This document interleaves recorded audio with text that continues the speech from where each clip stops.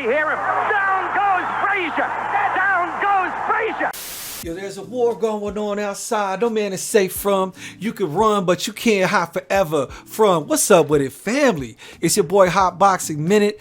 Back at you with that uncut realness is only I can serve it to you. Yes, Sirski. And before we begin anything, hit that like button.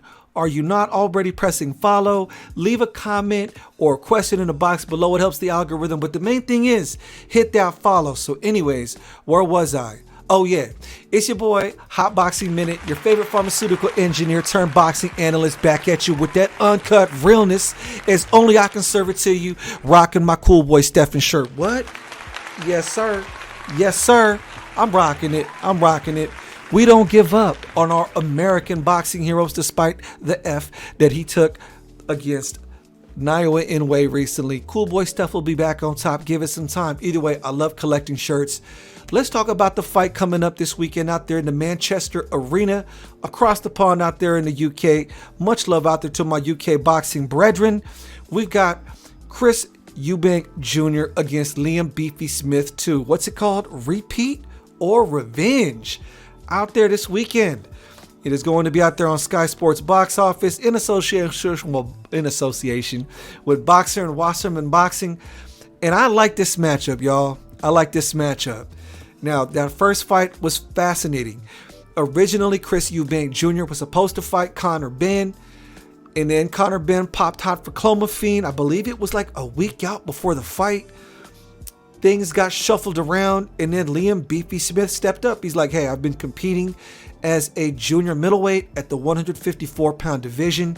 He was willing to move up and fight at a catchweight 159 pounds against Chris Eubank Jr. All signs were indicating towards Chris Eubank Jr. being too tall, too much reach, too strong, too much mass to him to get beat by Liam Smith. He was the betting odds favorite going into that fight. Infamously famous for his hard head and his unbreakable granite chin was this man, Chris Eubank Jr. Oh, we were all in for a vicious, vicious surprise because what? Your boy Liam Smith won that fight. Beefy Smith beat him, and let me show you a videotape highlight of that. This is on the Skybox website on the YouTube page, but I love how this ending played out. Y'all check it out. Sometimes it's getting through, but it's just not really giving Smith too much of an opportunity to do. Look at that. Now they did try to say it was an elbow, or yeah, Chris Eubank Jr. did try to say there was a random elbow in there. I'm not sure if there was or if there wasn't, but Liam Smith did not throw that intentionally. And look at that. Oh, there was no answer to it. There goes that famous granite chin breaking. I love it. I love it. That was such an epic moment. Let's a round of applause for Beefy Smith for that awesome win. And you know, that was a great fight. That was a great win for Liam Smith. I'm sure, you know, he really just wanted to celebrate and enjoy. I just want to celebrate. You know, that was such an awesome win for Liam Smith. I'll be honest with you guys. I had my pre-prediction fight for that one was Chris Eubank Jr. to win. I thought he was going to win by stoppage. I really did. Even though Liam Smith has only been stopped once against Canelo Alvarez. But I've never really been big on Chris Eubank Jr. I like Chris Eubank Sr. That's the dude. Nigel Benn. Those are the dudes. Steve Collins. Those are the dudes. And Chris Eubank Jr., he never lived up to his dad's reputation or the infamously large shadow casted by him. Now, his biggest wins are, goodness, what's his name? Avni Yildirim? Is that his biggest name? Liam Williams? You know, he's got losses. Every single time he tried to step up to do anything amazing in his division, he lost. He lost to George Groves. He lost to Billy Joe Saunders, of course, you know, going up there for that super middleweight. Or this was for the middleweight title, actually. So, you know, I've never been big on high on Chris Eubank Jr. I believe he had all the tools, all the rough essentials, the genes, obviously, to be something great, but that mental fortitude that it takes to become a world level fighter, he doesn't really have. Now your boy Liam Smith, if you want to talk about a win aging very well for Canelo Alvarez, it would be Liam Smith. Let me see if I can pull up Liam Smith's box rec here so you guys can take a look at the work he's been putting in. He's been putting in work. He caught that L to Canelo Alvarez. He got stopped. Yes, Sirski, he did. He did. So I'm going to share the screen, and you can take a look at where Liam Smith is at. So go back to that loss against Canelo Alvarez. Back-to-back wins against Liam Smith. Lost the decision against Jaime Munguia in a very, very fun fight. He loses to Magomed Kurbanov, who's a tough outing, and then rattles off a bunch of really awesome good profile wins. Anthony Fowler, Jesse Vargas, Hassan Joaquino, and Chris Eubank Jr. most recently. That's not bad at all. That is not bad at all. So he's sitting there 33-3-1 with 20 knockouts. And that win, in my opinion, ages well for Canelo Alvarez, including Liam Smith's brother Callum Smith. He moved up to 175 and he's looking like the Terminator. We'll see what happens when he steps in the ring with the Chechen monster Artur Beterbiev. Anyways, in that first fight between Liam Smith and Chris Eubank Jr., Liam Smith was the betting underdog slightly. Chris Eubank Jr. was the betting favorite. The rematch is totally different. They're meeting at the middleweight weight limit again. This time, Liam Beefy Smith is the favorite, and I have to favor Liam Smith in this matchup again. You've got Chris Eubank Jr. Lately, he's been trying to imitate Roy Jones Jr. because Roy Jones Jr. has been training him.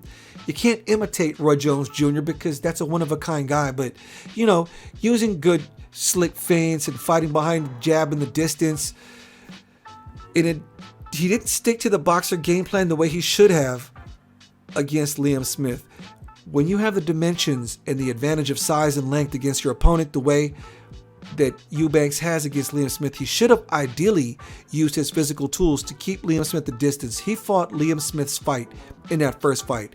Liam Smith comes in there with the high guard, applies very educated pressure, fights behind that jab, throws his power punches very well. He will systematically break you down, and he's patient and methodical about it. Chris Eubank Jr. going into this rematch is not the same person he was pre-loss to Liam Smith. Now, the idea of his unbreakable granite chin has been broken.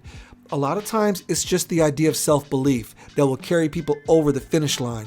Sometimes a person can believe themselves to have a chin stronger than it really is, and they'll carry them.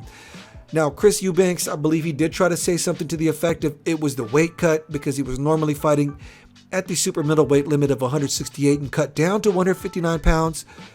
Maybe it was, maybe it wasn't. I don't believe in those excuses. You make weight. Cutting weight is a part of the fight game, folks.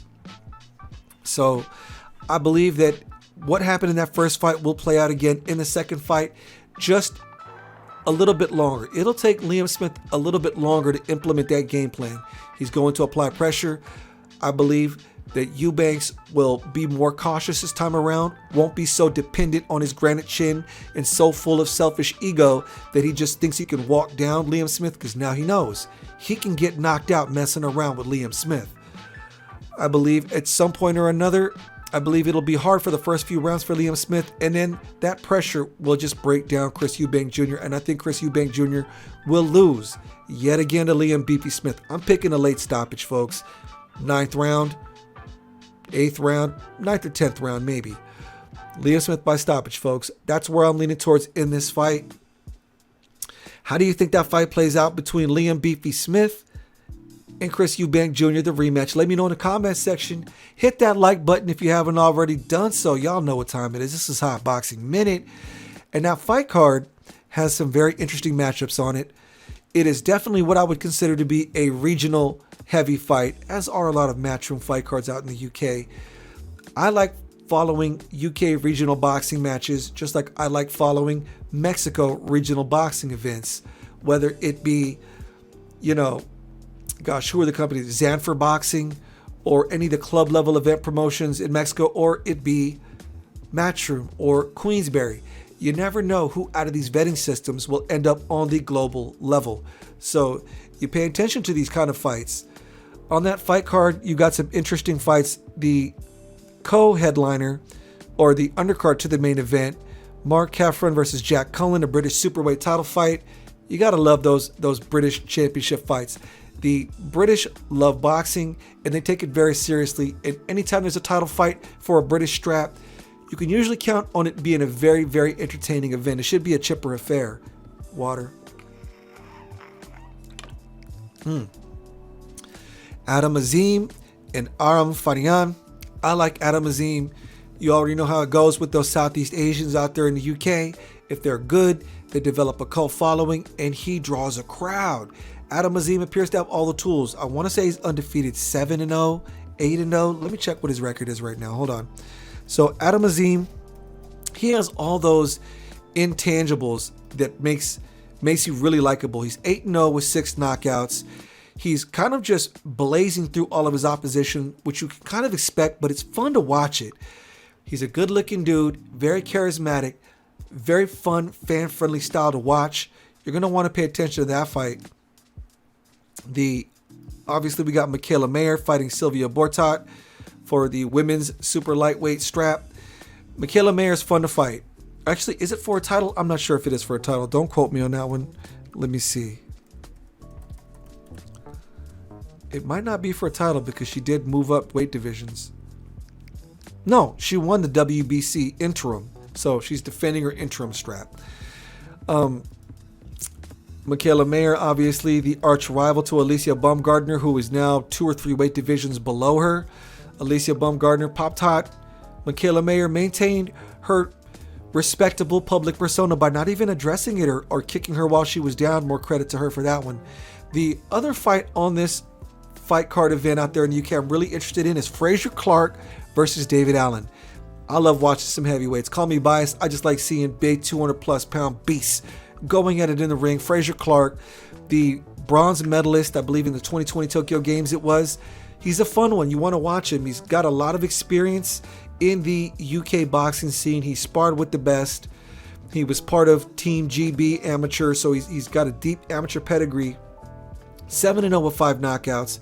His most recent win was a decision win against Marius Watch. Marius Watch has been fighting on the global level for a minute. He contested for a championship against Vladimir Klitschko.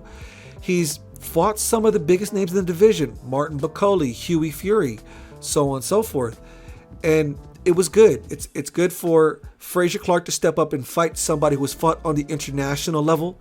I think the goal is to try to fast track Fraser Clark because they want to kind of get him in there with David Adelaide or Fabio Wardley competing for that British heavyweight strap. He's going to be fighting the seasoned veteran David Allen, whose record is 21-5-2 with 18 knockouts. David Allen is a fun heavyweight UK journeyman. He's got some losses, but his losses are against the best of the best. Guys like Dillian White, Luis Ortiz, Lucas Brown. He's been in there. I believe he fought... Did he fight Makhmadov? No, that was Marius Watch that fought Makhmadov.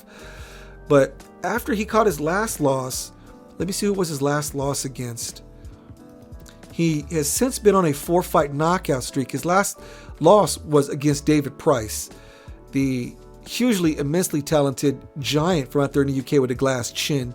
But he's since strung off 4 KOs, so it should be an interesting match. The goal, I think, with the matchmakers here is to progressively test Fraser Clark against harder and harder and more difficult competition. But he appears to be a style that fans like out there in the UK, Fraser Clark, so they're going to want to not stick him in there too deep.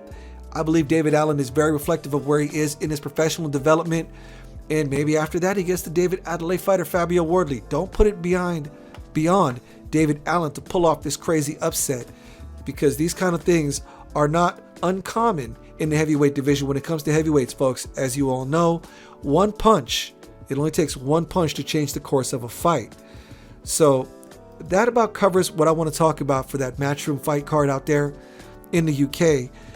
The odds and ends are what I say for the little small rumors that have been floating around the boxing world, because it is kind of a slow boxing news week. I've covered all the big stories this week in the previous videos I've been releasing all week long. If you want, you can go check those out. The name popping up in the news right now, of course, you know I'm Filipino, so I gotta rock with my man, Uncle Manny Pacquiao. His name is back in the news again. This is an article on the ProBoxTV.com website. They're not the only ones who are covering this article. The International Committee apparently received a note from Team Pac-Man that Manny Pacquiao wants to fight or try out for the qualifier for the 2024 Olympics in Paris. And I love the idea of that. I want to see Uncle Manny back in the ring again. Why not? Are you not entertained? Are you not entertained? Is that why you are here? Look, whether or not people want to like it or not, the IOC, AIBA ruled in 2016 that they could allow professionals to fight in the ring. In 2020, we saw names like Keyshawn Davis that were already pro compete as amateurs.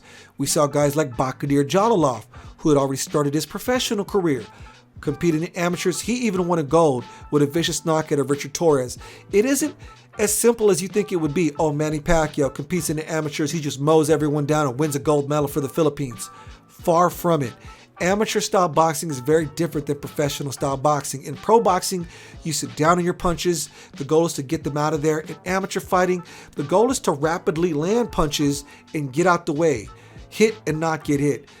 Will Manny Pacquiao, at the age of 45 years old or 44 or however old he is, hold up against somebody young and speedy with strong legs that just wants to touch to win a game on points? We know it didn't work very well against him against Floyd Mayweather. But, hey, it'll still be fun because who knows? Maybe Manny Pacquiao just ends up knocking people out of the park and beating their brains out of their head. Now, this has had catastrophic effects in the past because for those of you who don't know Bakadir Jalilov, that name, he won gold in the super heavyweight division in the Olympics in 2020. And if you ask me, Bakadir Jalilov is the future of the heavyweight division. And to make things even more interesting was he has been competing on and off in the amateurs since the early part of his pro career. He only recently stopped competing in amateurs. And this dude, Bakadir Jalilov, is a monster. Let me see if I can pull up this video clipping. It was considered brutal and vicious the way he knocked out Richard Torres in the 2020 Olympics. Yo, I love porn stash Richard Torres. If you haven't seen this footage, check out Bakadir Jalilov knocking out Richard Torres in the amateurs. And I believe this relates to Manny Pacquiao wanting to compete in the amateurs in the Olympics again. Check this out.